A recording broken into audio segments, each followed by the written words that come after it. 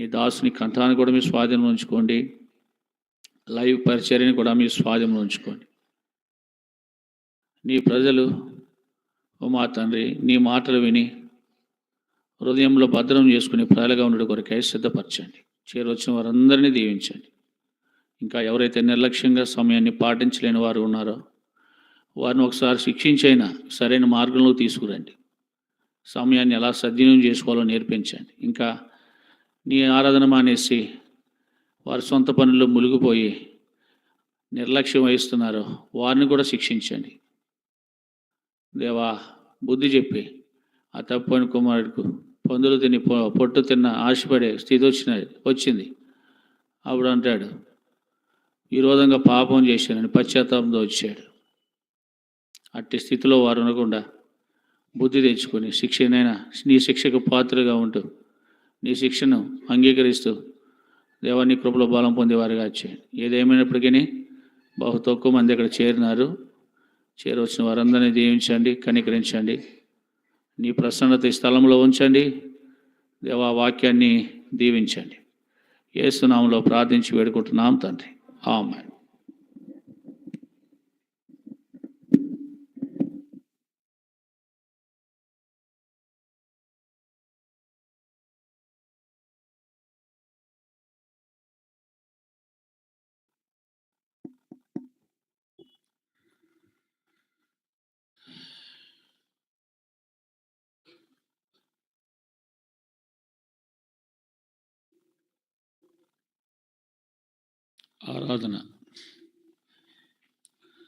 ఆరాధన అంటే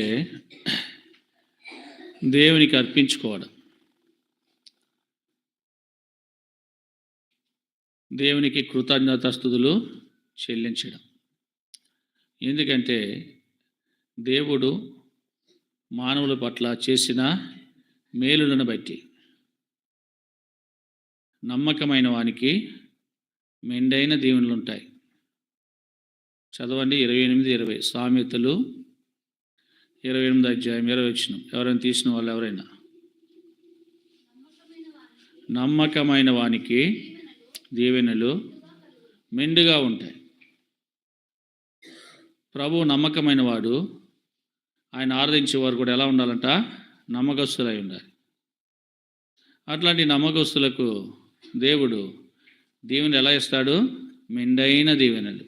అంటే ఆ దీవెనలకు ఎక్కువ కొలత లేదు, కుమ్మరించేవాడు మాట. బ్లెస్సింగ్స్, ఇంగ్లీష్లో బ్లెస్సింగ్ అంటారు. కనుక దేవుడు మరి మన ఎడల చేసిన మేలును బట్టి, ఉపకారమును బట్టి మనము ప్రభును మహింపరచవలసిన వారము ఉన్నాము, ప్రభువును ఘనపరచవలసిన వారముగా మనం ఉన్నాం. మనం చదివిన ఈ భాగంలో ఇక్కడ మరియమ్మ కనబడుతుంది. బైబిల్లో మరి అని పేరు గల వాళ్ళు దాదాపు ఒక 5-6 ఉండొచ్చు బహుశా. మగ్దలేని మరియా, వేరొక మరియా, యోహాను తల్లైన మరియా, ఇలా ఉన్నారు కదా. సరే, ఏదేమైనా కానీ మరియా ఈమె యేసు తల్లి అయిన మరియా, అంటే యేసుక్రీస్తు ప్రభువారిని కన్నా మరియా. ఆమె అంటది, నా ప్రాణము ప్రభువును ఘనపరచుచున్నది అని చెప్తుంది. నా ప్రాణము ప్రభువును ఘనపరిచిందంట. ప్రాణం అంటే రక్తం, అంతేనా? తన రక్తము దేవుని ఏం చేస్తుందంట? ఘనపరుస్తుందంట. కొంతమంది చెప్తారు రక్తం ఉడికిపోతుంది అంటారు, రక్తము పొంగిపోతుంది. అవన్నీ కూడా వ్యర్థమైన మాటలు. అన్నీ కూడా ఉడికిపోతాము, పొంగిపోతాము, ఇవన్నీ కూడా ఎలాంటివి? వ్యర్థమైన మాటలు. కానీ రక్తము ఏం చేయాలా? ఘనపరచేదిగా ఉండాలి. ఆ రక్తములోని ఘనత ఉంది. అంటే ఈ రక్తము ఎవరిని ఘనపరచాలా? ప్రభువును ఘనపరచాలి. అందుకే అంటది మరియా, నా ప్రాణము ప్రభుని ఏం చేస్తుంది? ఘనపరచు. సరే, మరియమ్మ ఎలా అంటే కీర్తన గ్రంథము 42 అధ్యాయము 5-6 వచనాల్లో కోరహ కుమారులు ఏం చెప్తున్నారు చూడండి. అది కోరహ కుమారులు రాసిన కీర్తన. అంటే వారి యొక్క అనుభవంలో ప్రభు చేత ప్రేమించబడి వారు ఏం రాసినారో చూద్దాం. కీర్తనలు నీవేళ కృంగి ఉన్నావు, నాలో నీవేళ తొందరపడుచున్నావు, దేవుని యందు నిరీక్షణ ఉంచుము. చూడండి, ఇక్కడ ఈ కోరావు కుమారులు అంటారు ఆ యొక్క అధ్యాయంలోని దాదాపుగా 2 పర్యాయాలు మరి అదే మాట చెప్పారు. 43 అధ్యాయంలో కూడా వారే రాసిన కీర్తన అది కూడా దేవుడి ఆత్మదేవుడే వారి చేత రాయించాడు. ఆ కీర్తనలు కూడా వారు అంటారు, ఏమంటారు? నా ప్రాణమా నీవేళ కృంగి ఉన్నావు, నాలో నీవేళ తొందరపడుచున్నావు. ఇలాగా మరి మనం చూస్తే ఈ 2 అధ్యాయాల్లో 3 పర్యాయాలు ఒకే మాటను రాస్తూ వచ్చారు. అయితే వీళ్ళు దేని చెప్పుకుంటున్నారు? ఇప్పుడు కోరాహు కుమారులు కూడా చెప్పేది ప్రాణానికే చెప్పారు. ప్రాణానికే, కృంగిపోవద్దు ప్రాణమా, దేవుని మీద ఏం పెట్టాలా? నిరీక్షణ ఉంచాలి. హోప్, ఇంగ్లీష్లో దాన్ని హోప్ అంటారు. నిరీక్షణ అంటే దృఢ విశ్వాసం, నమ్మకత్వం. దేవుని మీద విశ్వాసం ఉంచాలి, నిరీక్షణ పెట్టుకోవాలి. కృంగిపోయే పరిస్థితులలో వారు అంటారు, ప్రాణమా నువ్వు కృంగిపోవద్దు, బాధపడొద్దు, తొందరపడకు. తొందరపడితే ఏమవుతుందండి? తొందరపడి ప్రాణం విసికి తొందరపడితే ఏమవుతుందండి? తొందరపడి ప్రాణం విసికి చచ్చిపోతారు. మనం చూస్తాం కదా, ప్రాణం విసికి సావగోరెను. ఎవరు? సంసోను గురించి రాశాడు కదా, ప్రాణం విసిగిపోతే ఏమవుతుంది? రక్తం విసిగిపోతుందంట. దానికి కూడా విసుగుదల ఉంది. అందుకే ఇక్కడ అంటాడు, కోరావు కుమారులు ఏమన్నారంటే, ఓ నా ప్రాణమా నువ్వు తొందరపడక, అసలే కృంగిపోవద్దు, బాధపడొద్దు. ఎందుకంటే మన దేవుడు ఉన్నాడు, ఆయన మీద నువ్వేం పెట్టుకో? నిరీక్షణ పెట్టుకో. ఆశించగల దేవుడు, విశ్వసించే దేవుడు, నమ్మదగిన దేవుడు. నిరీక్షణలో 3 ఉంటాయన్నమాట: ఆశించుట, విశ్వసించుట, నమ్ముకొనుట. సరే, దాన్ని దృఢ విశ్వాసం కూడా అంటారు. ఏదేమైనా కానీ దేవుని మీద ఏం పెట్టాలా? నిరీక్షణ పెట్టుకో అని కోరావు కుమారులు చెప్పినారు. సరే, కోరావు కుమారు ఇలా చెప్తే మరి దేవునికి హృదయానుసారుడైన దావీదు ఆయన ఏం చెప్పాడు? చూడండి, 103వ కీర్తన మొదటి 2 వచనాలు చదవండి. కీర్తనలు: నా ప్రాణమా యెహోవాను సన్నిధించుము, నా అంతరంగమునున్న సమస్తమా ఆయన పరిశుద్ధ నామమును సన్నిధించు. తర్వాత అయిపోయిందా? నా ప్రాణమా యెహోవాను సన్నిధించుము. ఇక్కడ ఈయన అంటాడు, దావీదు అంటాడు, ఆయన నా ప్రాణమా దేవుని సన్నిధించు లేక ఆరాధించు అని చెబుతూ ఏమంటాడంటే, ఆయన చేసిన ఉపకారాల్లో దేనిని నువ్వు మర్చిపోద్దు అంటాడు. అంటే ఇటు మరియమ్మ చెప్పినా, అటు కోరాహు కుమారులు చెప్పినా, దావీదు చెప్పినా, అంటే దేవుని గణపరిచిన వ్యక్తులుగా వీళ్ళు ఉన్నారు. మరియమ్మ ఏమో ప్రాణంతో ఏం చెప్పుకుంటుంది? ప్రభువును గణపరిచి అన్నది. కోరాహు కుమారులేమో దేవుని మీద నిరీక్షణ పెట్టుకోమని చెప్పారు. ఈ దావీదైతే నా ప్రాణమా చేసిన ఉపకారాలను బట్టి దేవుని ఆరాధించని చెప్పాడు. సన్నిధించి అంటే దేవుని ఆరాధించడం, దేవుని మహింపరచడం. చాలా అద్భుతమైన మాటలు మనం చూస్తూ ఉన్నాం. మరి ఇట్టి మాటలు ఈ దినాన నువ్వు చెప్పగలవా? ఆ భక్తులందరూ చెప్పారు. ఎందుకంటే ఆయన చేసిన ఉపకారములు 1 కాదు 2 కాదు, ఎన్నెన్నో. అందుకే అన్నాడు, ఎక్కడైనా మర్చిపోతావేమో ప్రాణమా, నేనైతే మర్చిపోతాను, నువ్వైతే మరువకూడదు, ఒక్కడి కూడా నువ్వు మర్చిపోద్దని కీర్తనగాడైన దావీదు అంటాడు, ప్రాణంతో చెప్పుకుంటాడు. కనుక ఇలాంటి సందర్భాల్లో మరియమ్మ కూడా నా ప్రాణము ప్రభును ఘనపరిచేది. ఘనత మహిమ ప్రభావములు దేవునికే చెల్లాల, ఇంకెవరికి కాదయ్యి.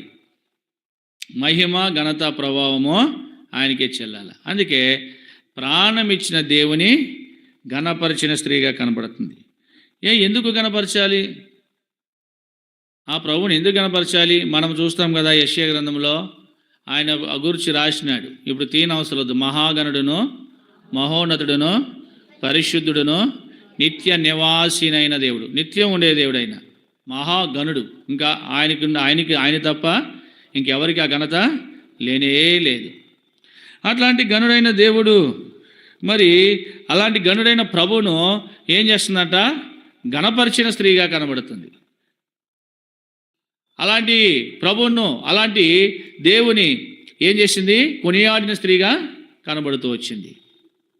ఏమి కారణం అంటే ఆ కింద లైన్లోనే మనం చూసాము, ఆయన తన దాసురాలి దీన స్థితిని కటాక్షించెను. ఇంగ్లీష్ బైబిల్లో చక్కగా రాశాడు, కటాక్షించిన అన్నమాట. సేవియర్ అంటే రక్షించాను. దేన్ని రక్షించినాడు? తన దాసురాలు. ఏమని చెప్తుంది ఇక్కడ? మరియమ్మ దేవునికి దాసురాలుగా ఉంది. ఇక్కడ చూడండి 38వ వచనంలో మనం చూస్తాం. చదవండి. అందుకు మరియా, ఇదిగో ప్రభు దాసురాలను. చాలు. ఏం చెప్పింది? నేను ఎవరి దాసురాలనో? ప్రభుకు దాసురాలుగా ఉంది. ప్రభుకు లోబడిన స్త్రీగా ఉంది. ప్రభును ప్రేమించిన స్త్రీగా ఉంది. దాసులు అంటే అమ్మా పోయండి, శబ్దాలు చేయకండి.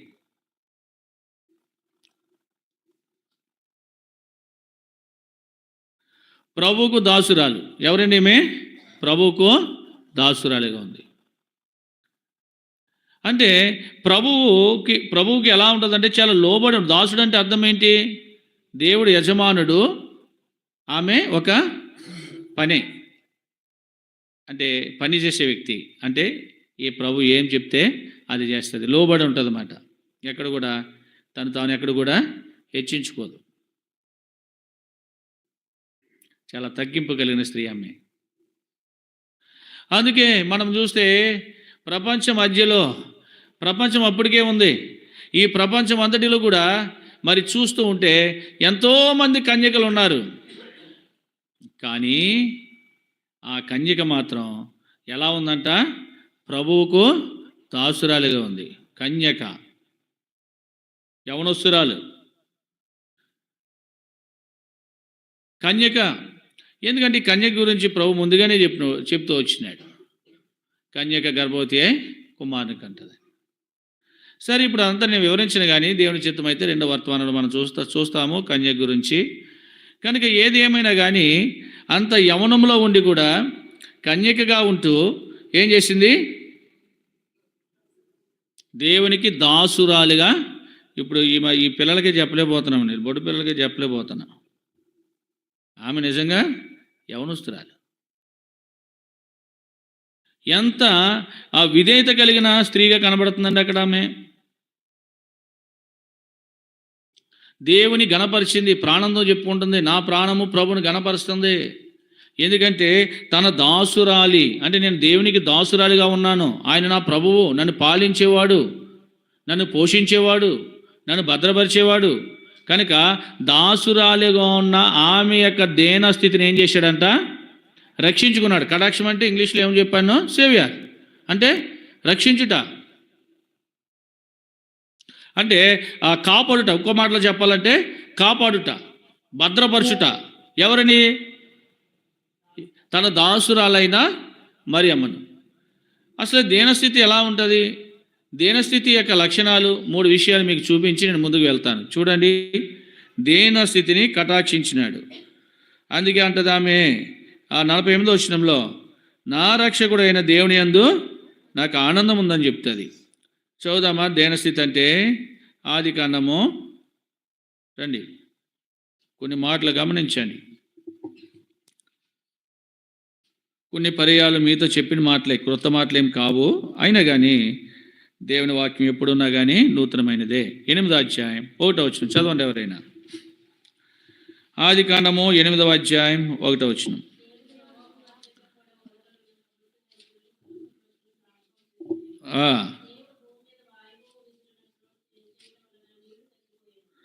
నీళ్ళు.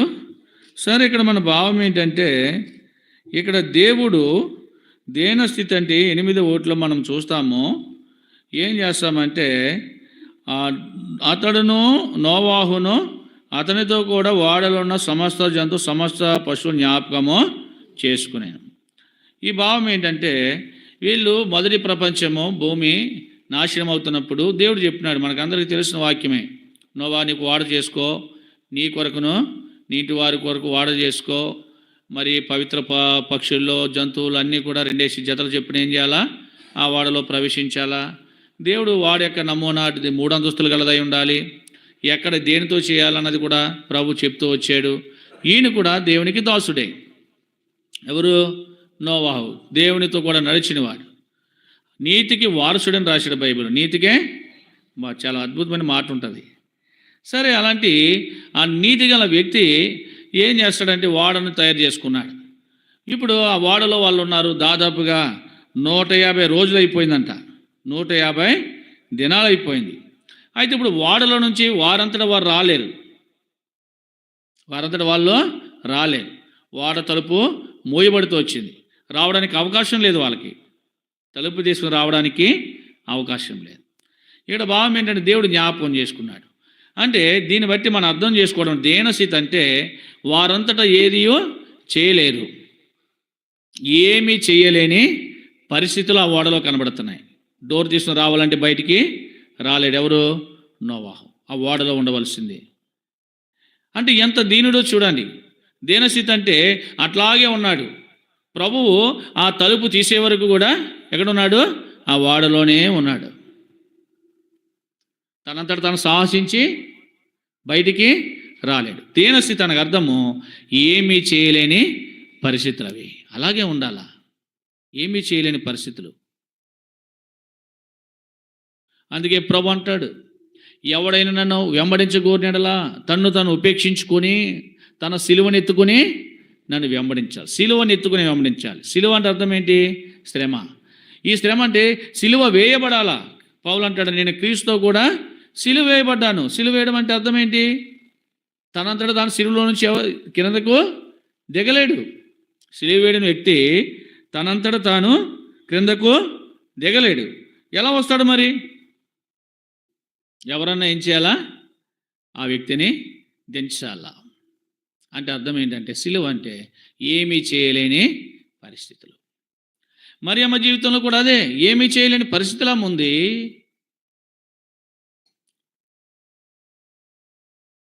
అలాంటి దీనురాలని యొక్క స్థితిని దేవుడు ఏం చేశాడంట? కాపాడుతూ వచ్చాడంట. రెండో మాట మనం చూద్దామా? ద్వితీయోపదేశకాండము 32 చూస్తాం. రండి, ద్వితీయోపదేశకాండము 32 దేన స్థితిని కటాక్షించుట. చదవండి. వారికి ఆధారము లేకపోవును. ఆధారం ఏది లేదు. ఏదైనా ఒక దారి ఉండాలి, ఒక ఆధారం ఉండాలి. చూడండి, ఒక మనిషి బ్రతకడానికి ఒక ఆధారం ఉండాలి, అంతేనా? ఉద్యోగమో లేకపోతే ఏదైనా పనో చేతి వరకో ఏదో ఒక ఆధారము ఉండాలి. లేకపోతే ఏమవుతుంది? ఎక్కడ పడ్డవాడు అక్కడనే ఉంటాడు. మనం ఇక్కడే చూస్తాము. న్యాయాధిపతుల గ్రంథంలో చూడండి, న్యాయాధిపతుల గ్రంథము 2వ అధ్యాయము ఆధారం అనే దానికి ఒక మాట ఇక్కడ మనం చూస్తాం. న్యాయాధిపతుల గ్రంథం 2వ అధ్యాయం 18 చదువుదామా అందరం? తమ శత్రువులు తమను బాధింపగా వారు విడిచి నా నిట్టూర్పులు యెహోవా విని సంతాపించి వారి కొరకు న్యాయాధిపతులను పుట్టించి ఆయా న్యాయాధిపతులకు తోడేయండి. వారి దినమున వారి శత్రువుల చేతుల నుండి ఇశ్రాయేలీలను. ఇదేంటండి? ఒక మనుషుడు ఒక మనిషి చేతిలో ఉండడం ఏంటి? అసలు బంధించబడడం ఏంటి? అతడు మనిషే, ఇతడు మనిషే. అంటే ఆధారం లేని వారి పరిస్థితి ఎలా ఉంటుందంటే ఆ వ్యక్తి చేతిలో పడి ఉండాల. మీకు అర్థమైందండి? మనకి ఏ ఆధారం లేదు. ఒక డ్యూటీకి పోతున్నాం, ఆ పై అధికారి చేతిలో నువ్వేం చేయాలా? పడి ఉండాలి, లోపడవలసిందే. లేదా నీ యొక్క ఉద్యోగం నుంచి నేనేం చేస్తారో తొలగిస్తారు, ఆధారం లేకుండా చేస్తారు. మీకు అర్థమైందా? అయితే ఈ అధికారి కంటే ఇంకో అధికారి ఉన్నాడు, సమస్తం ఇచ్చిన అధికారి ప్రభు. ఆయనకు లోబడాలా. ఈ అధికారి ఇష్టమైతే ఉంచుకుంటాడు, ఇష్టం లేకపోతే నేను తొలగిస్తాడు. అంటే నా భావం ఏంటంటే ఆధారము. చెప్పండి, ఏదో ఒక ఆధారం. ఇశ్రాయేలు ప్రజలు కూడా ఆధారం లేని వారు ఉన్నారు. శత్రువుల చేతులు చిక్కడిపోయారు. వారికి ఆధారం ఏమియో లేకపోయింది. ఒక మనిషి అయ్యుండి సేమ్ ఇంకో మనిషి చేతిలో ఏమైపోయారు? వీళ్ళు చిక్కుపడిపోయారు. అర్థమైందా? అంటే ఆధారం లేని పరిస్థితుల్లో వాళ్ళు ఉండగా దేవుడు ఏం చేశాడంట, వారికి న్యాయాధిపతులను పుట్టించి వారిని ఏం చేశాడు, శత్రువుల చేతిలో నుంచి విడిపించాడు, రక్షించాడు. అంటే వారికి ఆధారము చూపించాడు. అంటే మీరు అక్కడ బానిసలుగా ఉండవలసిన అవసరం లేదు, రండి విడిపించబడండి. దేనస్థితి అంటే ఆధారం లేదు అంటాం కదా, నాకు ఏ ఆధారం లేదండి, ఇదే ఆధారం. కొంతమంది ఎంప్లాయీస్ పెట్టుకుంటూ ఉంటారు ఫాము, ఏంటి ఇన్కమ్ ట్యాక్స్ కొరకు ఫామ్ 16 ఏదో ఉంటుంది. నాకు ఏ ఆధారం లేదు, నాకు అదే ఆధారం ఉంది. ఆ బ్యాంకులో ఉన్న 10 లక్షలు 5 లక్షలు అయితే తప్ప. అంటే అర్థం ఏంటి, ఆ యొక్క కటింగ్ చేయొద్దని. వచ్చిన డబ్బులు మీరు ఏం చేయొద్దు, ఆ ఇన్కమ్ ట్యాక్స్ వరకు పెట్టుకుంటూ ఉంటారు అనమాట. నాకు ఏ ఆధారం లేదు, ఫామ్ 16 అనుకుంటుంది, ఆధారం లేదని పెట్టుకుంటూ ఉంటారు. అంటే అది ఏ స్థితి, అది దాన్ని ఏమన్నారో దేన స్థితి, అంతే కదా, నాకు ఏ ఆధారం లేదు, ఇది ఆధారం. కానీ శత్రువుల చేతిలో జుడిపించాడు. ఆధారమైన వాడు దేవుడే, ఆధారమైన వాడు దేవుడే. మొదటిగా మనం చూసాము, మొదటి విషయం ఏంటి, ఏమీ చేయలేని పరిస్థితులలో దేవుడే ఆ తలుపును తెరిచాడు. అంటే అదొక దేనస్థితి. రెండో దేనస్థితి ఏంటి, ఆధారము లేదు, చిక్కుపడిపోయి ఉన్నాం, కానీ దేవుడు ఎలా వచ్చాడు, ఆధారముగా వచ్చాడు, రక్షకుడిగా వచ్చాడు. మూడోది మనం చూద్దామా, అంటే అది ఇంకా లోతుకి వెళ్తే చాలా బాగుంటుంది, కానీ సమయాన్ని బట్టి నేను ముందుకు వెళ్తున్నాను. 102వ కీర్తన రండి. కీర్తన గ్రంథము 102వ అధ్యాయము 17వ వచనం.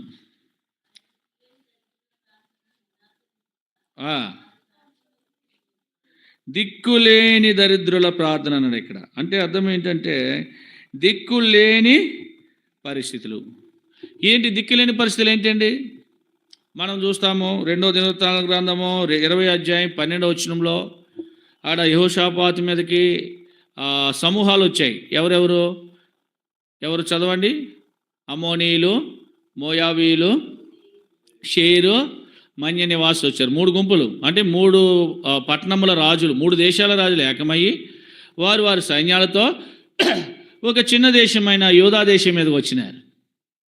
ఒక యోధా దేశాన్ని ఓడించడానికి ఎంతమంది రాజులు ఏకమయ్యారు? ఎంతమంది? 3 రాజులు, 3 రాజ్యాలు. అమ్మో, ఒక యోధా దేశాన్ని ఓడించడానికి. అంటే అంత భయం అన్నమాట. యోధా దేశం అంటే అంత భయం. అలాంటి పరిస్థితులలో యెహోషాపాతు రాజు ఉన్నాడు. అక్కడ ఉన్న వారందరినీ కూడా మరి ప్రార్థించమని కోరాడు. వాళ్ళు ప్రార్థన చేస్తూ ఏమంటాడంటే, అయ్యా మాకు నీవే మా దిక్కని ప్రార్థన చేశాడు. చదవండి వచనం. తీయలేదు ఇంకా. దినవృత్తాంతములు 2వ గ్రంథము 20వ అధ్యాయం 12వ వచనం.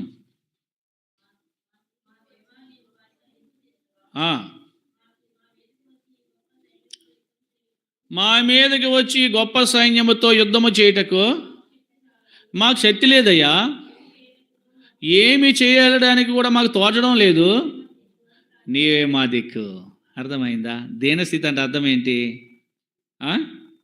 చెప్పండి. నీవే అంటే ఎవరిని కూడా దిక్కుగా చేసుకోకుండా ఏంటి రండి నేను కూడా ఫైట్ చేస్తానని ముందుకు వెళ్ళాడా యెహోషాపాతు? వెళ్ళాడా? అంటే అర్థం ఏంటి? దేనస్థితి. దేవుని దగ్గర ఏమంటాడో, మేమేమీయో చేయలేం, మాకు శక్తి సరిపోదు. అంటే దిక్కులేని పరిస్థితులు అన్నమాట. అర్థమైంది నేను చెప్పేది? దిక్కులేని అంటారు కదా, వీడికి దిక్కు లేదురా, దీనికి దిక్కు లేదు అంటే అర్థం ఏంటి? ఏమీ లేదని దేనా స్థితి అన్నమాట. దిక్కు లేదంటే అర్థం ఏంటి? దిక్కులేనుడు అంటారు కదా, దిక్కులేనిది అంటారు కదా. అంటే తనకి ఎవరో లేరు, ఏమీ లేదు, ఒంటరి జీవితము మాట అనడం కదా. దాని యొక్క అర్థం కూడా తెలుసుకోవాలి. అయితే యెహోషాపాతు అంటాడు, అయ్యా నిజమే మేము దిక్కులేని వాళ్ళం, అయినా కానీ నీవే మాకు దిక్కు. దేనస్థితి అంటే అర్థం ఏంటి? మొదటిది ఏమీ చేయలేని పరిస్థితులు అక్కడ కనబడుతున్నాయి. రెండవది ఆధారం లేని పరిస్థితులు కనబడుతున్నాయి. మూడవది దిక్కులేని పరిస్థితులు కనబడుతున్నాయి. నిజంగా ఈ అధ్యాయంలో దీనస్థితిని జ్ఞాపకం చేసుకుంది ఎవరు? మరియమ్మ. దీనస్థితిని జ్ఞాపకం చేసుకుంది. తన జీవితంలో కూడా ఏమీ చేయలేని పరిస్థితులు తనకున్నాయి. ఆధారం లేని పరిస్థితులు తనకున్నాయి, దిక్కు లేని పరిస్థితులు తనకు ఉన్నాయి. అలాంటి పరిస్థితులు తనకు ఉన్నప్పుడు తన జీవితంలో దేవుని ఘనపరిచిన స్త్రీగా కనబడుతుంది. కారణం ఏంటంటే ఏమీ చేయలేని పరిస్థితులలో అసలు నిజంగా ఈ మరియమ్మ యేసుక్రీస్తు ప్రభువారిని లేక ఆయన కనుటకు ఆమె యొక్క గర్భము ప్రభు వాడుకోకపోయింటే గనక అసలు ఎంత చరిత్ర బైబిల్లో ఉండేదా, లేదా ఆమె మనకు తెలిసేదా? ఈరోజు వరకు కూడా అన్ని తరముల వారు ఎవరండి? అన్ని తరముల వారు ఏమంటున్నారు? ధన్యురాలంటున్నారు. అన్ని తరాలు కూడా ఎవరిని? మరియమ్మని. కారణం ఏంటి? తన యొక్క దేన స్థితిని దేవుడు కటాక్షించాడు. సేవియర్ అంటే దాన్ని సేవ్ చేసినాడు అన్నమాట. కాపాడుతూ వచ్చాడు. ఎలా కాపాడుతూ వచ్చాడు? ఏమీ చేయలేని పరిస్థితులలో ఎలా బ్రతకాలి, ఎలా జీవించాలనేది నేర్పించాడు. ఆధారం లేని పరిస్థితులలో ఏం చూపించాడు? ఆధారం చూపించినాడు. తన జీవితంలో ఏదో యవనస్తురాలైంది, వివాహం చేసుకోవాలా, అప్పటికే ప్రదానం చేయబడుతూ వచ్చింది. ఎవరికి? యోసేపు అనే వ్యక్తికి ప్రదానము చేయబడిన స్త్రీ ఉంది. అయితే స్త్రీగా ఉంటే ఈ లోపల యోసేపుకి విషయం తెలిసింది. ఏమని? ఆమె గర్భం ధరించిందని. పెళ్ళి కాకుండా గర్భవతి ఏంటండి? యోసేపు అనుకున్నాడు.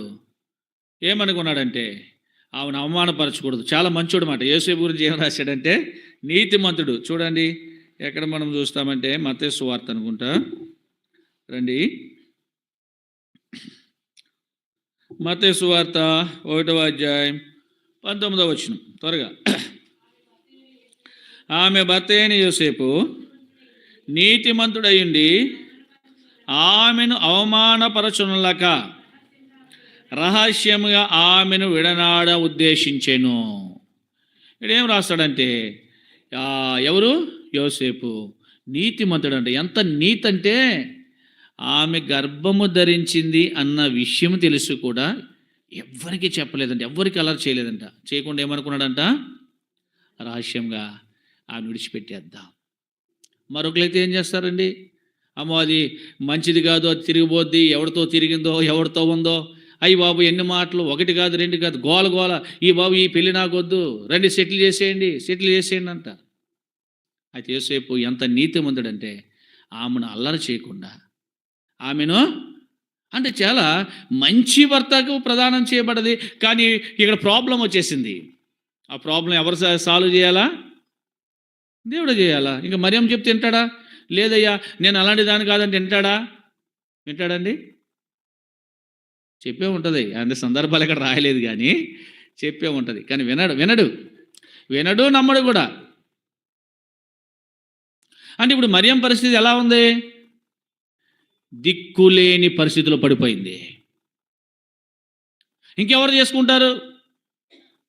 ఇంకెవరు ప్రేమిస్తారు? మంచి భర్త ప్రదానం చేయబడ్డది అనుకున్నది, కానీ దిక్కులేని పరిస్థితులలో ఏదో ఒక ఆధారం చూపించాడు దేవుడు వివాహం చేసుకోవడానికి అనుకుంటే ఆ ఆధారం ఏమైపోతుంది? ఇప్పుడు రహస్యంగా విడనాడానికి ఏమీ చేయలేని పరిస్థితుల్లోనికి ఆమె వచ్చేసింది. అయితే మరలా మరియమ్మ మాట వినడు. ఎందుకు వినడు? సాక్ష్యం కనబడుతుంది, గర్భం ధరించింది. చెప్తే ఎలా అంటారండి? చెప్తే ఏమంటారు? చెవిలో పువ్వులు పెట్టుకోమంటావు అంటారు కదా. సామెత బాగా వచ్చి మనకి, చెవిలో పువ్వులు పెట్టుకోమంటావా అంటాం మనం. అయితే నమ్మరు. కనుక ఏం చేయాలా? మరలి ఏ దూత అయితే మరియమ్మ దగ్గరికి వచ్చి నువ్వు దయకు ప్రాప్తురాలు అయ్యా, కుమారుని కంటావని చెప్పిందో ఆ దూతనే మరలా యోసేపు దగ్గరికి వచ్చిందంట. చూడండి దేవుడు ఎంత రిస్క్ తీసుకున్నాడో చూడండి. యోసేపు దగ్గరికి వచ్చింది. చదవండి 20వ వచనం. మత్తయి 1:20. అతడు ఈ సంగతులను గూర్చి ఆలోచించుకుని చూడండి. ఇదిగో ప్రభుదూత స్వప్నమందు అతని ప్రత్యక్షమి, దావీదు కుమారుడు అయిన యోసేపు, నీ భార్య అయిన మరియను చేర్చుకుని భయపడకు, ఆమె గర్భం ధరించినది. ఎంత అద్భుతమైన మాట అది, ఎంత ప్రేమగల మాట అది. మరలా ప్రభు తన దూతను పంపించేశాడు. వర్తమానం తీసుకొచ్చేసింది ఈ దూత మరలా. వచ్చేసి అంటది ఏం చెప్తుందంటే, యోసేపు దావీదు కుమారుడు అయిన యోసేపు. దావీదు కొడుకా అంటే అర్థం ఏంటి? దావీదు యొక్క గోత్రములో నుంచి, దావీదు వంశంలో నుంచి వచ్చాడు ఆయన యోసేపు. అందుకే అన్నాడు ఇక్కడ, దావీదు చిరకాల స్నేహితుడిగా, చిరకాల జీవిగా పేరు పొందిన ఒక మహాచక్రవర్తిగా అక్కడ ఉండిపోయాడు. అందుకే దావీదు ఉండే ఊరిని ఏమని పిలుస్తారంటే దావీదు పట్టణం. బెత్లెహేం తీసేశారు, ఇక ఏం పెట్టారు? ఇప్పుడు జిల్లాలు పెట్టారు కదండి పేర్లు. వైఎస్ఆర్ జిల్లా, ఎంతకుముందు కడప జిల్లా అలాగే దావీదు యొక్క జన్మించిన స్థలము బెత్లెహేం. అది సౌందర్య నగరం, అది ఆహార గృహం. అలాంటి బెత్లెహేం అన్న పదాన్ని ఇప్పుడు వాడడం లేదు ఈ నూతన నిబంధనలో. కొన్ని పర్యాయాలు ఏం రాశారు తెలుసా? ప్రభు దూత కూడా వచ్చి గొర్రెల కాపలకు సమాచారం ఇచ్చింది. ఏమని? దావీదు పట్టణమందు, లూకాసు వార్త 1:11 ఉంటుంది. ఏమని? 2:11 దావీదు పట్టణమందు నేడు రక్షకుడు మీ కొరకు పుట్టాడు. బెత్లెహేం పట్టణమందు అని చెప్పొచ్చు కదా. అంటే దావీదు నిజముగా అంత ముద్ర వేయబడ్డాడంట. మీకు అర్థమైందా? దావీదు అంటే ఏదో అనుకున్నారు. దావీదు సేమ్ దేవుడు ఎలా ఉంటాడో దావీదు కూడా అలాగే ఉంటాడు. దేవుని హృదయం ఏదో దావీదు హృదయం కూడా అంతే. ఎక్కడ కూడా తేడా లేదు. అంటే దేవుడు నడిచినట్టుగానే ఒక పర్యాయము తను పాపం చేసినప్పటికీ మరలా పాపము చేయకుండా ప్రభు దగ్గర పశ్చాత్తాపడి ప్రభు దగ్గర కడగబడి దైవ జీవితాన్ని కలిగి దైవ జీవంతోనే తన యాత్రా జీవితాలు ముగించాడు. అందుకే ఏ రాజు యొక్క పేరు ఇక్కడ రాయబడలే అంటే అక్కడతోనే ముగిసిపోయాయి. రాజుల పేర్లు ఉన్నాయి కానీ సౌలు పేరు ఉంది, మొదటి రాజు. సౌలు పట్టణం ఉంది కదా, బెన్యామీన్ గోత్రరాజు కీషు కుమారుడు కదా, ఆయన పేరు రాయచ్చుగా.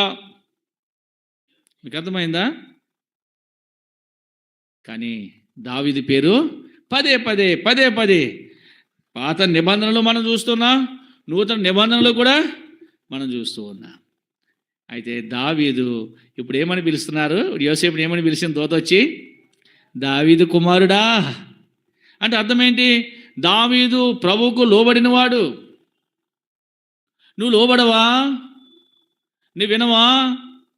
దావీదు యథార్థంగా జీవించాడు, నువ్వు యథార్థత పొందవా అని అర్థం మాట దానికి. అందుకే ఏమని పిలిచింది? డైరెక్ట్గా యోసేపు అని పిలవచ్చుగా. ఏమని పిలిచింది? దావీదు కుమారుడా. ఎవరు వచ్చారు? నేను దావీదు వంశమని, దావీదు గోత్రం నీకెవరు తెలుసు? నేనయ్యా ఫలానా. నిజంగా మన బ్రదర్స్ మీటింగ్లో దూత గురించి కొన్ని విషయాలు చెప్పుకున్నాం. దూత స్వరూపం ఎలా ఉంటుందంటే మెరుపు. ఆకాశంలో వస్తాయి చూడండి, ఈ యొక్క మబ్బులు పెట్టినప్పుడు మెరుపులు వస్తాయి. కొన్ని కోట్ల విద్యుత్తును ఉత్పత్తి చేయొచ్చట ఆ మెరుపుతో. దూత స్వరూపం ఎలా ఉంటుంది? నా మాట కాదు, బైబిల్లో రాసినాడు. అది చదవండి, మత్తయి సువార్త 28. మీకు కూడా చూపిస్తాను రండి.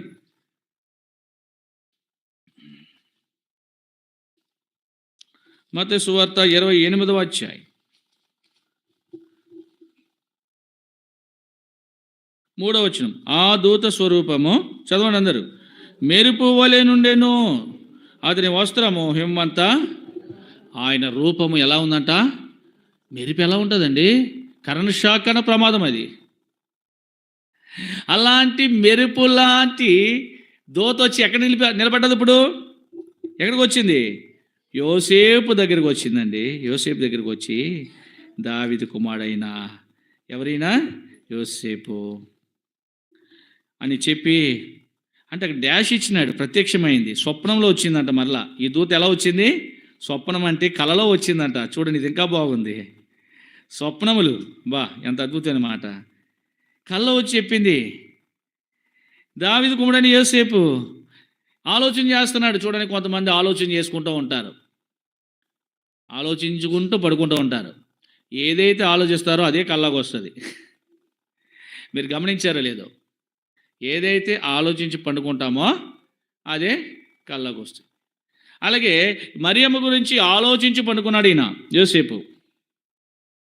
అయితే ఏం చేయబడ్డాడు? కళ్ళకు వచ్చినాడు. ఎలా వచ్చినాడు?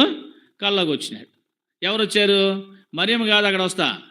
అసలు యాక్చువల్గా ఎవరు రావాలా? మరియమ్మ రావాలి. కానీ ఎవరు వచ్చారు అక్కడ? మరియమ్మకు బదులుగా మెరుపు వలె దోతొచ్చాడు.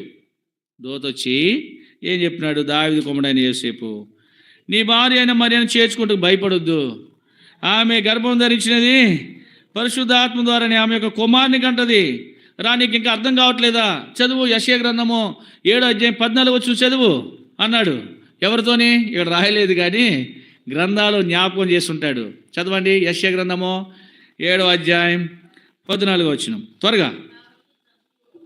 కాబట్టి తీయట్లేదు మీరు ఎవరు, అందరూ తీస్తే మీకు అర్థమవుతాయి మాటలు. అందరూ చదవండి 7:14. కాబట్టి ప్రభువు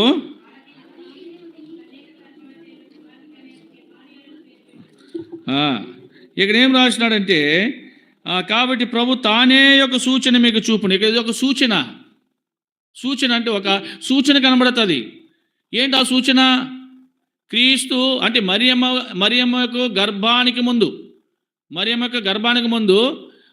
750 సంవత్సరాల క్రితమే క్రీస్తు పుట్టుకకు ఈ యొక్క యెషయా ఈ ప్రవచనాన్ని రాసిన దానికి ఎన్ని సంవత్సరాలు? కొంచెం దూరం మీరు మాట్లాడమనండి. 750 సంవత్సరాలు, 750 ఇయర్స్. అంటే 750 సంవత్సరాల క్రితమే ప్రవక్త అయిన యెషయా ఏం రాశాడు? ఈ ప్రవచనాన్ని రాశాడు. ఏం రాశాడు? తానే యొక్క సూచన మీకు చూపెడతాడు. ప్రభు మాట ఆలకించండి. ఏంటది సూచన? ఏంటి? కన్యక గర్భవతి అవుతుంది. యోసేపు అర్థమైందా నీకు? యెషయా 7:14 చదువునావా? ప్రవక్త చెప్పినాడు కదా. ఏమని? కన్యక. ఇది ఎలా? ఆ కన్యక నువ్వు భార్యగా నీకు ప్రదానం చేయబడిన మరియమ్మే దేవుడు వాడుకున్నాడు. అమ్మో, నా గృహంలోనే జరిగింది ఈ కార్యం. ఎంత ఆశ్చర్యం అండి!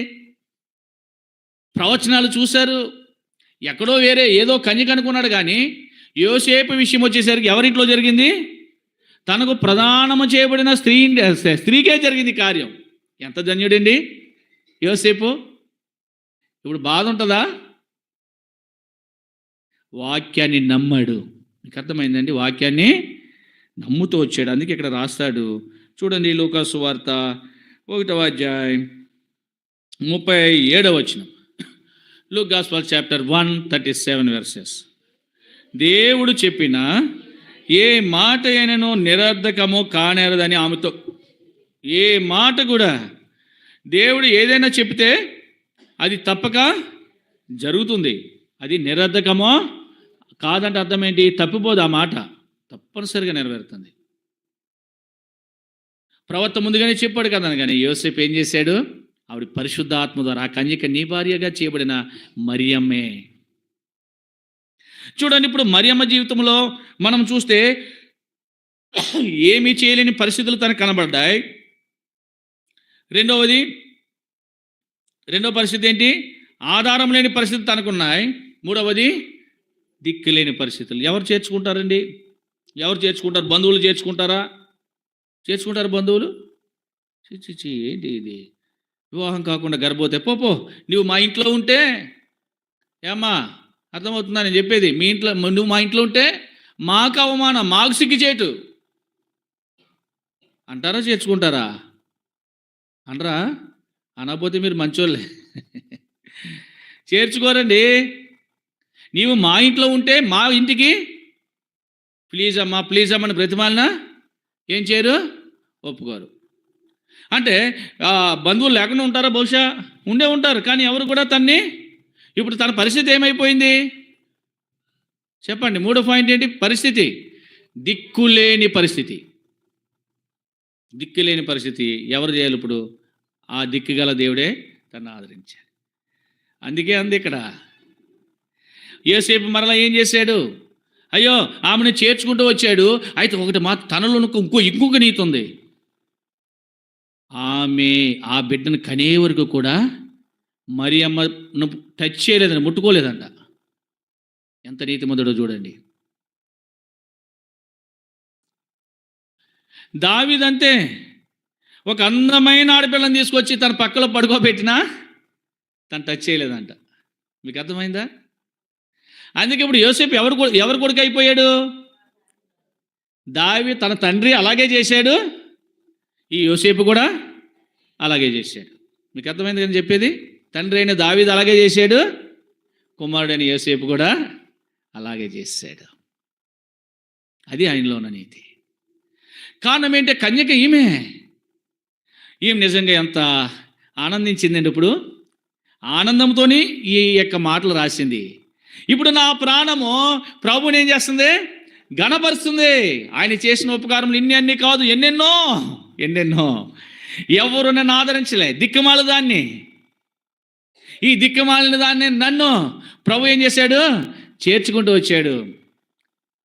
ఏమీ చేయలేని పరిస్థితుల్లో ఉన్న నన్ను ఆయన సహాయం చేశాడు.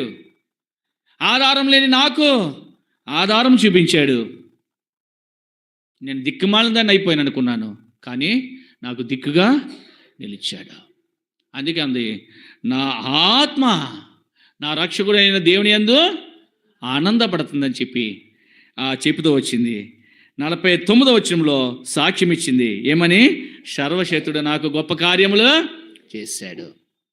ప్రియమైన దేవుని పిల్లలారా, ప్రభుని ఆరాధించడానికి వచ్చిన మనమందరం కూడా, మన జీవితాల్లో కూడా, మనం కూడా ఈ లోకమనే యుగములో, లోకమనే కాలములో శత్రువుల చేతిలో మనమున్నాం. మనకు ఆధారం లేదు. చదవండి లూకా సువార్త 1వ అధ్యాయం. లూకా సువార్త 1వ అధ్యాయము 75వ వచనం, 68, 75 వచనాలు కలిసి ఉన్నాయి. అందరూ చదివి ముగించుకుందాం త్వరగా. ప్రభు అయిన ఇశ్రాయేలు దేవుడు స్తుతింపనుగాక. ఆయన తన ప్రజలకు దర్శనమిచ్చి వారికి విమోచన కలిగజేశాను. తన సేవకుడైన దావీదు వంశమునందు మన కొరకు రక్షణ శృంగమును, అనగా మన శత్రువుల నుండి, మన ద్వేషించి వారందరి చేతుల నుండి తప్పించి రక్షణ కలుగజేశాడు. దేవుడు స్తుతింపబడాలా? ఎందుకంటే మనల్ని విమోచించాడు. ఆయన మన కొరకు ఒక రక్షణ శృంగాన్ని తీసుకొచ్చాడు. అంతేకాదు, మన శత్రువులు, మనల్ని ద్వేషించే వారి చేతిలో నుంచి మనల్ని ఏం చేశాడంటే ఆయన రక్షించుకున్నాడు. ఈరోజు రక్షించబడ్డాం. శత్రువు చేతిలో ఉన్న మనము, ద్వేషంతో ఉన్న మనము, విమోచన లేనివాడుగా ఉన్న మనము, ఆ రక్షకుడైన యేసుక్రీస్తు ప్రభువారు భూమి మీదకి వచ్చి ఏం చేశాడు? మనలను ఆనాడు నిస్సహాయమైన స్థితిలో ఉన్న మనమంటి బ్రతుకులను ఏమి చేయలేము, మనంతటా మనం ఏం చేయలేమో, రక్షించుకోలేమో, కాపాడుకోలేమో, భద్రపరచుకోలేము. అయితే నేనున్నాను అని ప్రభు ఏం చేశాడు? భూమి మీదకి వచ్చి, ఆనాడు ఇశ్రాయేలు ప్రజలు శత్రువుల చేతిలో బంధించబడినప్పుడు న్యాయాధిపతులను పుట్టించి ఏం చేశాడు? వారిని రక్షించినట్లుగా మనము కూడా ఈ లోకంలో ఉన్న అపవాది చేతిలో చిక్కడిపోయిన మనలను ప్రభు జ్ఞాపకం చేసుకుని యేసుక్రీస్తు ప్రభు వారిని రక్షకుడిగా పుట్టించి మనల్ని ఏం చేశాడు? శత్రువుల చేతుల నుంచి విడిపించాడు. ఇది ఆశ్చర్యం కాదా? మనంతటా మనకు రక్షణ లేదు. అందుకే ఆయన పేరుతోనే రక్షణ తీసుకొచ్చాడు. ఆయన పేరులోనే ఏముంది? రక్షణ ఉంది. మన పేరులోనే ఉంటుంది ఏడుపు. అర్థమైందా? ఎందుకు ఈ పేరు పెట్టుకున్నాను అనుకుంటాం కొంతమంది, ఏడుతోనే. కానీ ఆయన పేరు ఎంత హైలైట్ అండి. అది ఆయన పేరులోనే రక్షణ, పేరులోనే సాల్వేషన్. అర్థమైందా? భూమి మీదకి వచ్చి మళ్ళీ ఏం చేశాడు? న్యాయాధిపతులను పుట్టించి రక్షించిన రీతిని అలాగే ఈ లోకములో రక్షణ లేని మనకు ఏమిచ్చినాడండి? నశించిపోతున్న మనలను. లూకా సువార్త 19:10 ఏం రాశాడు అక్కడ? నశించిన దానిని వెదకి రక్షించుటకు మనుష్య కుమారుడు ఈ లోకానికి వచ్చాడు. నాశనం అయిపోతున్న మనమంటి బ్రతుకులను నాశనము కాకుండా బంగారం చేశాడంట దేవుడు. మీకు అర్థమైందని చెప్పేది? బంగారమే. అది మట్టిలో ఉన్నా కానీ బంగారమే. అది తుప్పు పట్టదు, చిమ్మిట కొట్టదు. లారీడు మన్ను తీసుకొచ్చి దాన్ని శుభ్రం చేస్తే ఇంత బంగారం వస్తుందంట, అంతేనంటే అండి, ఇంత బంగారం వస్తుందంట. ఏంటి? లారీడి మట్టి. అలాంటి బంగారము మట్టిలో ఉన్నా కానీ దానికి తుప్పు లేదు, చెమట చిమ్మెట కొట్టదు, బాగుంటుంది. బంగారం బంగారం, మట్టిలో ఉన్న బంగారమే బయటకు వచ్చిన బంగారం, అందుకే దాన్ని బంగారం అన్నారు. దాని పేరే గోల్డ్.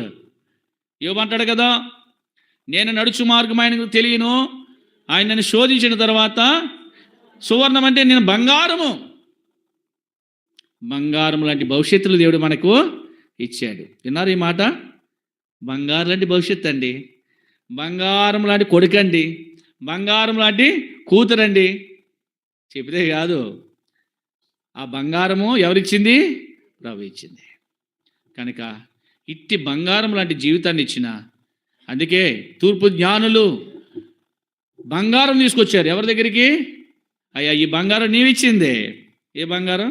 సినిమా ఏదో బంగారం ఉంది, ఆ బంగారం కాదు, ఏదో బంగారం అని అంటున్నారు. ఎవరు? ఆ బంగారం కాదు నేను చెప్పేది. ఏ బంగారం ఇది? నా జీవితం నీవిచ్చిందే.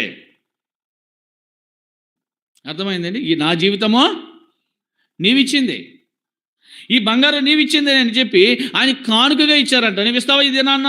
ఆరాధన అంటే అదే. ఈ జీవితం నీదయ్యా, ఈ బంగారం నీది, ఈ బ్రతుకు నీది, లేకపోతే నేను ఏమి చేయలేను, నిస్సహాయమైన పరిస్థితి నాది, దిక్కు వాడిని, లేక ఏమీ చేయలేని వాడిని, తర్వాత ఆధారం లేని వాడిని, దిక్కు లేని వాడిని నేను. అలాంటి నన్ను ఏం చేసావు? ఆనాడు మరియమ్మను కటాక్షించినట్టుగా నా దేన స్థితిని కూడా ఏం చేసావు? కటాక్షించి శత్రువు చేతిలో నుంచి నన్ను విడిపించేసి రక్షించుకున్నాం. ఈ దినాన్ని ఎలా ఉన్నామంటే అది దేవుని కృప కాదా? ఆనందాన్ని దేవుడు ఇచ్చాడు. మరియమ్మ జీవితంలో తన కన్నీరు ఏమైపోయినప్పుడు ఆనందంగా మార్చబడ్డది. అందుకని నా ఆత్మ నా రక్షకుడైన దేవుని అందు ఏం చేస్తుంది? ఆనందిస్తుంది. ఫిలిప్పీ 4:4 రాస్తాడు, ఎల్లప్పుడూ ప్రభునందు ఆనందించే వ్యక్తులుగా మనల్ని చేశాడు. అది అంత అద్భుతమైన మాట. ఇది ఆరాధించకుండా ఎలాగుంటావు? దేవుడు నీ దీన స్థితిని కూడా కటాక్షించి దేవుడు తన ఇంటిలోనికి నిన్ను చేర్చుకుంటూ వచ్చాడు. నీ జీవితాన్ని బంగారం చేశాడు. బంగారం చేయబడిన నీవు మరలా తుప్పు పట్టకూడదు, ఇనుము కాకూడదు. అర్థమైందా? తూర్పు దేశం జ్ఞానులు అందుకే బంగారం ఇచ్చారు, సాంబ్రాన్ని ఇచ్చారు, బోలాల్ని ఆ ముగ్గురు జ్ఞానులు 3 వస్తువులు పట్టుకొచ్చి ఇచ్చారు. నీ జీవితంలో దేవునికి ఏమి ఇస్తున్నావు? మరియమ్మ ఇచ్చేసింది. ఏమంటుంది? నా ప్రాణమా ప్రభు నువ్వు గణపరచు అంటుంది. కోరావు కుమ్మర్లు అంటారు, నా ప్రాణమా దేవుని నువ్వు నిరీక్షణ పెట్టుకో. దావీదు అంటాడు, నా ప్రాణమా దేవుని సన్నుతించు, ఆయన ఉపకారాలు మర్చిపోవద్దు. కోరావు కుమారులు, నా ప్రాణమా దేవుని మీద నిరీక్షణ పెట్టుకుని ఇంకను ఇంకను ఇంకను ఆయనను ఏం చేయాలా? స్తుతించాలంటారు వాళ్ళు. ఇంకను నేను ఆయనను స్తుతించేదను. కోరావు కుమారులు స్తుతించారు, దావీదు స్తుతించాడు, మరియమ్మ స్తుతించింది. నీవు స్తుతించవా? ఆయన చేసిన ఉపకారములు మనం దేనిని కూడా మరవని వారమై. జ్ఞానులే మరవలేదండి, అందుకే వాళ్ళ బంగారం తెచ్చారు. నువ్వెందుకు మర్చిపోతావు? జ్ఞానులు ఎంతో ప్రయాసపడుతూ ఎక్కడి నుంచి? ఆ బబులోను దేశం, తూర్పు దేశం నుంచి ప్రయాణమై వచ్చారు వాళ్ళు. లోకరక్షకుడైన ప్రభును ఆరాధించడానికి. నీకు నిజంగా దేవుడు దగ్గరలోనే ఆరాధన స్థలం ఉంచాడు. నువ్వు దేవుని ఆరాధించవా? ఆరాధించుకునే భాగ్యం నీకు ఇచ్చాడు. ఆత్మతో సత్యముతో ప్రభుని ఆరాధించినట్లుగా కూడి వచ్చిన ఆత్మదేవుడు మన సహాయపడిన గాక. ఆమేన్. లేచి నిలబడి ఓ పాట పాడుకుంటూ ఉంటాము. ఆ సమయంలో ఎవరికైనా వాష్రూమ్కి వెళ్ళాలన్నా, మంచినీళ్ళు త్రాగాలన్నా సమయాన్ని సద్వినియోగం చేసుకోండి. ఆరాధన సమయంలో అటు ఇటు వెళ్ళకండి. లేచి వెళ్ళొద్దు. పాటలు పాడే వాళ్ళకి తప్ప, వాళ్ళైనా వాష్రూమ్కే తప్ప సెలపొర్లు పాడితే కాదు. వాష్రూమ్కి వెళ్ళి వచ్చేయాల. ఈ దేవుని సందులో మనం ఉన్నాం. 108వ పాట ఏముంది ఇక్కడ? జై జై రాజుల రాజా అనే పాట. జై జై రాజుల రాజా.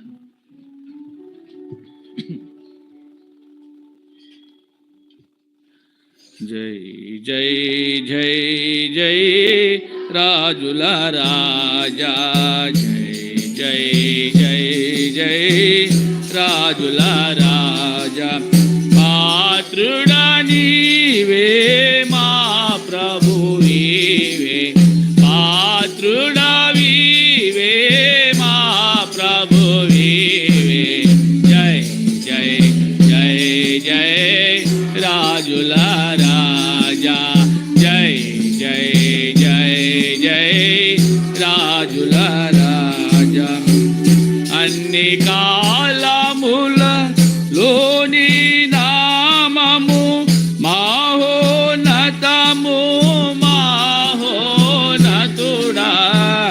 అన్ని కాలముల లోని నామము మహోన్నతము మహోన్నతుడా, వాగ్దానము నెరవేర్చిన దేవా, వాగ్దానము నెరవేర్చిన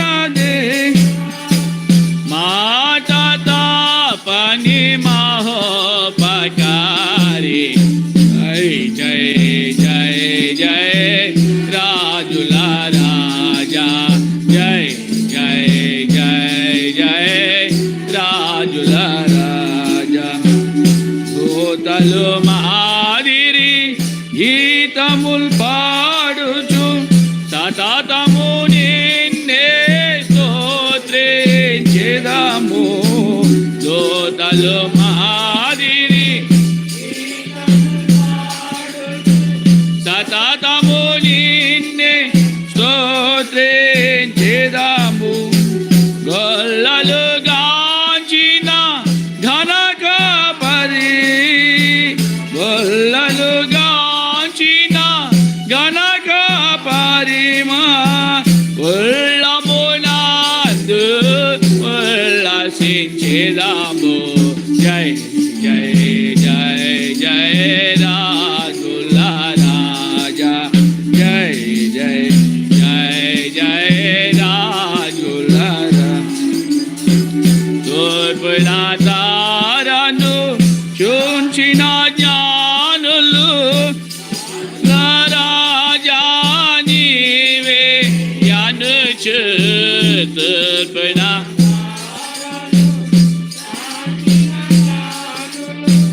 రాజుల రాజా నీవే అనుచు, బంగారము ప్రాణి బోలము, బంగారము ప్రాణి బోలమును అర్పించి ఆరాధి తిరిగా, జై జై జై జై రాజుల రాజా, జై జై జై జై రాజుల రాజా,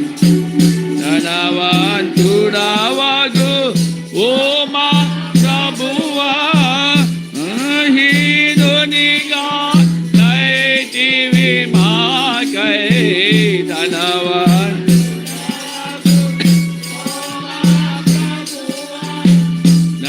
హీనునిగా నైతివి మాకై, దారిద్ర్యము తీసివేయ మాదా,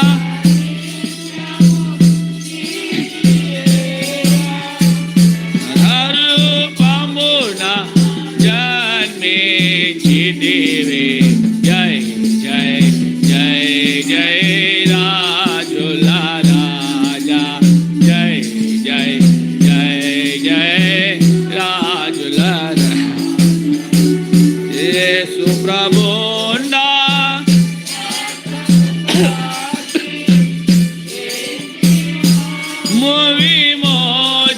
విమోచించితివి, యేసు ప్రభుండా రక్తము కాచి ఎంచి మాము ఎంచాలేను నీ మేలులానెప్పుడు, ఎంచాలేను నీ మేలు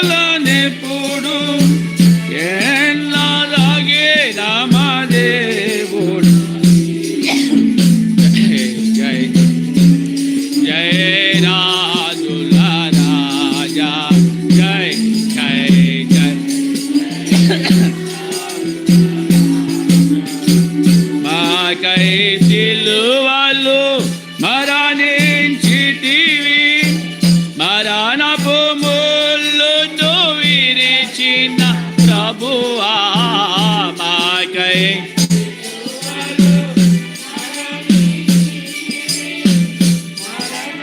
ముళ్ళును విరిచిన ప్రభువా యుగ యుగములకు నీకే మహిమా, యుగ యుగములకు నీకే మహిమా, నిరాతముని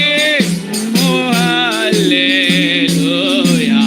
జై జై జై జై రాజుల రాజా, జై జై జై జై రాజుల రాజా.